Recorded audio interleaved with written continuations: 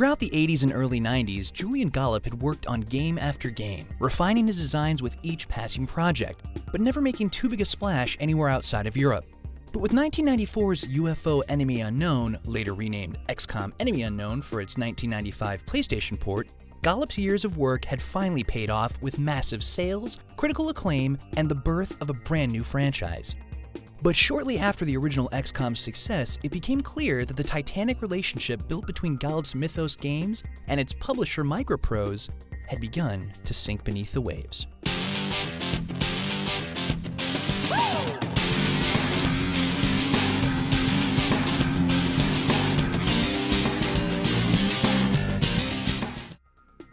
Mythos Games worked for roughly 4 years to develop the first XCOM title, starting with their 1991 Laser Squad 2 demo to the final release in March of 1994.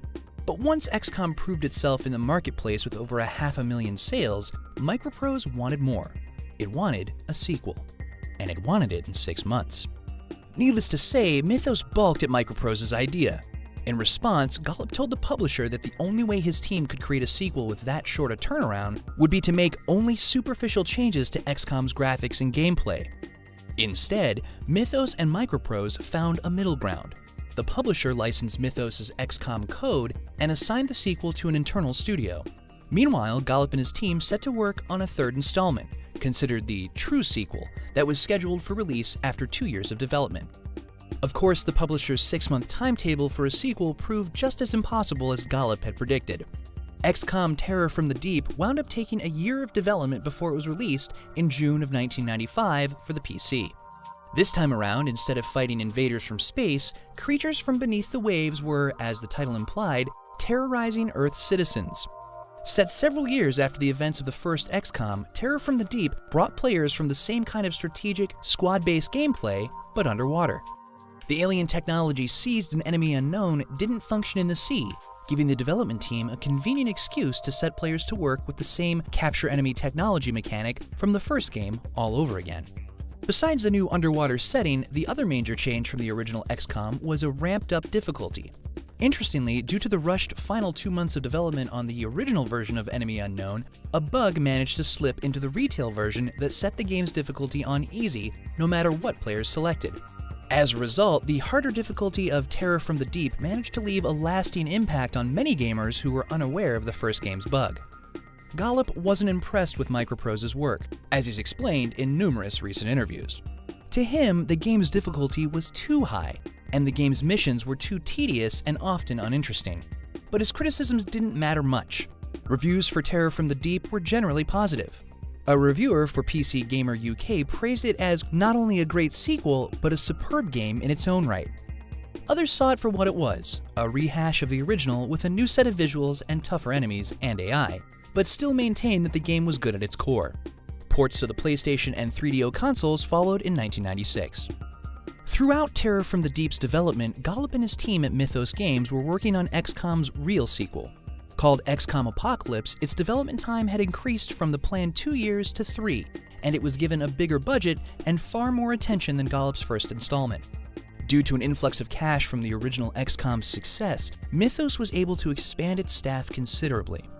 But despite having more resources to work with, Gollop's recollection of Apocalypse's development is unpleasant at best. Microprose insisted on handling the game's graphics while Mythos worked on the rest of the project, a situation Gollop called, quote, a disastrous relationship from the start. He explained to Eurogamer in 2010 that Microprose brought in some relatively famous artists who made physical models of the aliens, which were then scanned into their software. But according to the designer, the artists couldn't quite understand how isometric graphics worked.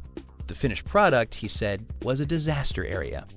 And he's also gone on record saying that the game was too ambitious, featuring far too many big ideas, such as thoroughly detailed futuristic corporations and characters, and the option of real-time combat, none of which got implemented to their fullest potential by the end of the project's 3-year development cycle. Despite his dissatisfaction with Apocalypse, when it was released for PCs in June of 1997, it still earned good reviews. Critics appreciated the increase in scope from the previous 2 games and the way it shook up the franchise. Instead of taking place in different settings across the globe or below the ocean, Apocalypse was set in one gigantic city, Mega Primus, the only remnant of Earth's civilization to survive the world-ending events of Terror from the Deep. Critics relished the changes and the new strategic challenges they brought. Even still, Gollop seemed vindicated regarding some of Apocalypse's visual failings. Amid one GameSpot reviewer's praise of the game's new, intriguing alien race, he did find one glaring problem with the bad guys that was impossible to overlook. Quote, "They look silly. You'll feel as if you're waging war on the set of The Muppet Show." Despite the game's solid reviews, Gollop was finished with Microprose. To hear him tell it, the experience of working with the publisher was toxic from the start, growing worse with each project and culminating in his feelings of disappointment and regret with Apocalypse. He left the company in 1997 to pursue opportunities with Britain's big game publisher Virgin Interactive. But as with all that had gone before regarding XCOM, even Gollop's departure proved to be tricky. The ownership of the XCOM license, it turned out, was in dispute. Gollop explained that Mythos' lawyers believed that if the rights question went to court, Microprose would walk away with the license, while Microprose's lawyers seemed to have the opposite opinion, believing that the courts would award the franchise's rights to Mythos. Ultimately, the two sides settled on giving Gollop and his studio higher royalties for Apocalypse in return for the license. With that sorted, Gollop left Microprose and the world of XCOM and never looked back. And all the while, two other Microprose teams had been hard at work on two completely different projects in the XCOM franchise, and they'd been toiling since 1995. But even with the rights to the series safely settled at Microprose and another two big titles long in the works, XCOM's troubles had only just begun. Tune in next time for Total Alienation.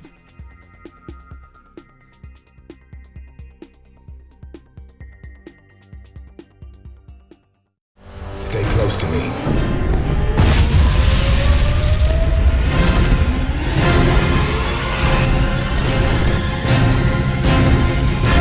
I'm your best chance for survival.